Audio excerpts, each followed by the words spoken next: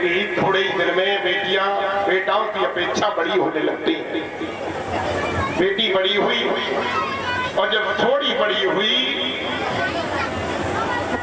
उसी समय मैया मैनावती से आज्ञा लेने के बाद पार्वती जंगल में भगवान भोले बाबा की तपस्या करने के लिए चली गई।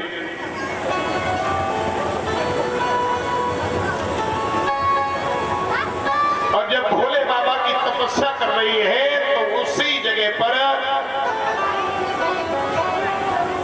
सप्तऋषियों का आना हुआ और सप्तऋषि भोले बाबा की बुराई करने के बाद मैया पार्वती के सामने कहने लगे, देवी तुम जिसकी तपस्या कर रही हो उसका ना घर है, ना परिवार है, ना कोई संसार है, क्यों बेकार में उसके लिए तप कर रही हो?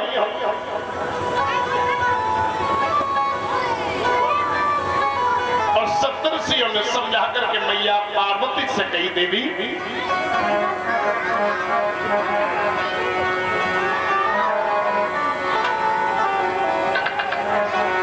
कि घर द्वार नहीं, परिवार नहीं, और गांव में मढ़ैया वो भी नहीं।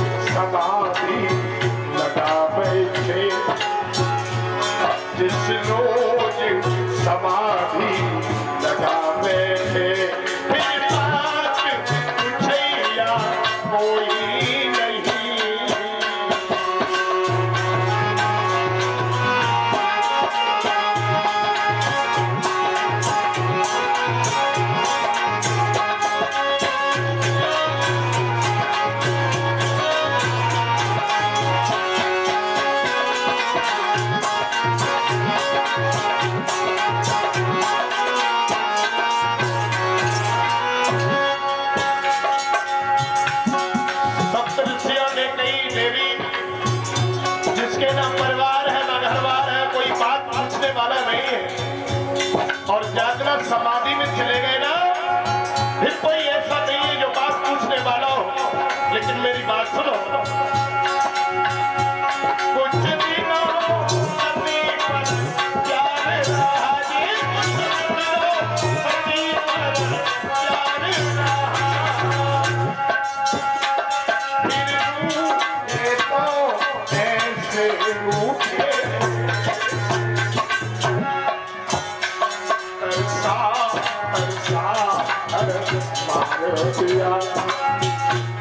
बरसा बरसा कर मार दिया, बन गए फिर ठूटे के ठूटे।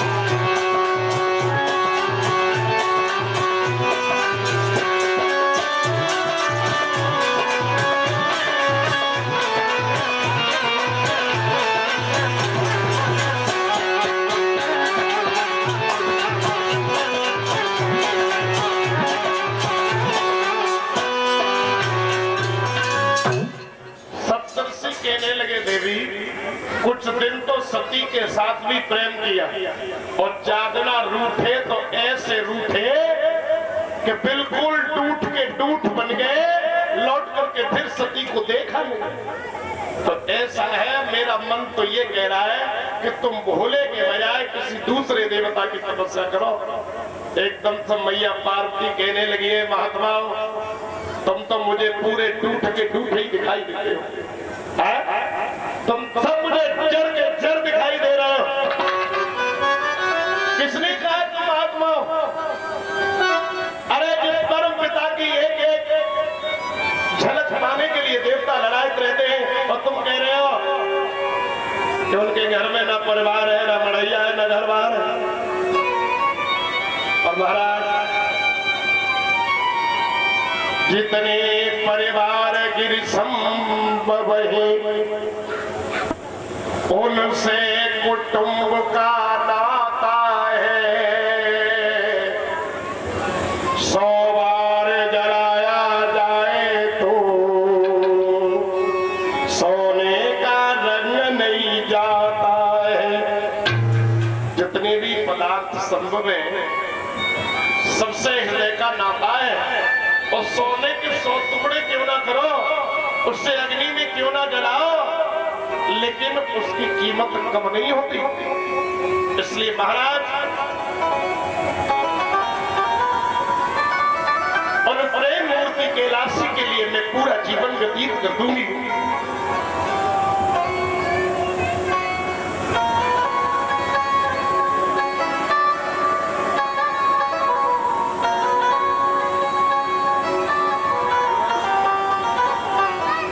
वो बैरागी है तो मैं उनकी बैरागिन बनकर के जीवन काट लूं। महाराज आप हमें ज्यादा उपदेश देने की कोशिश ना करो, आप जाओ और जीवन हमें काटना है, तुम्हें थोड़ी काटना। क्यों हमारी चिंता कर रहे हो? भैया सप्तऋषि एकदम से खुश हो गए, कहने लगे भैया हमें तो भोले बाबा ने परीक्षा लेने के लिए भेजा था, हम तुम्हारे यहाँ पर परीक्षा लेने के लिए आए हैं और इस परीक्षा में आप पास हो। अब भोले बाबा शीघ्र ही तुम्हें दर्शन देंगे। सप्तऋषि वहां से चले गए। भोले बाबा प्रकट होकर के देवी पार्वती को दर्शन देते हैं। तो दर्शन देने के बाद पार्वती जब घर लौट करके आई तो भोले बाबा की शादी के लिए देवर्षि नारद ने आकर के महाराज है वंचन को जगाया। भोलेनाथ शादी के लिए आप तैयारी करो और उनके लिए लगन पत्र का भेजो। तो महाराज हेमंचल ने भोले बाबा की शादी के लिए पार्वती के साथ में लगन लिख करके भोले बाबा के दरबार में भेजी। और जब लगन लिख करके आई है तो कथा के प्रेमियों कैलाश पर्वत पर कोई दिखाई दे नहीं रहा, अकेले भोले बाबा है। और जब सभी देवी देवताओं ने सुना कि भोले बाबा की लगन आई है तो सब देवियां इकट्ठी होकर के आई और सब देवियां जब इकट्ठी है कि आई तो बढ़िया बढ़िया गीत गाए के भोले बाबा को समझाए कि भोले बाबा को समझाए कि भोले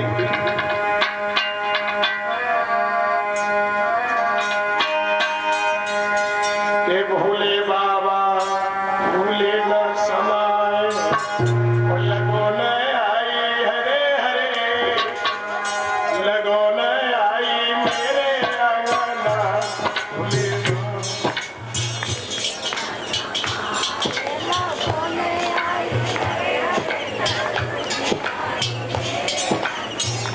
तुम सबसे ज्यादा आवाज तो नहीं की निकल आई।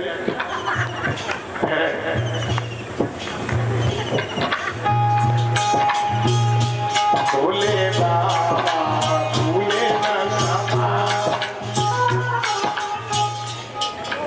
अब ना लेकर रही आवाज और केसु दरवाजे पर लगो ना आ जाए और केसु अगर बारात आ गई देखो छज्जे टूटे जाते हैं। तो तरीका के प्रवचन निकले, ऐसे प्रवचन देती और जाने कौन सा नाम और सीख लेती सबको एक एक दिन में। और नाम ना पता तो फलानी कमीज माए ए लाल अंगूठा माए पीले कुर्ता माए नीली कमीज माए तरीका नाम ले लेके उन्हें ठाड़े है कि गाड़ी देती खास कृपा कर लो सब लोग कहा नहीं मैं तुम्हारा नाम ले लेके खड़ो करूंगा सबको नाम पकड़ा बोले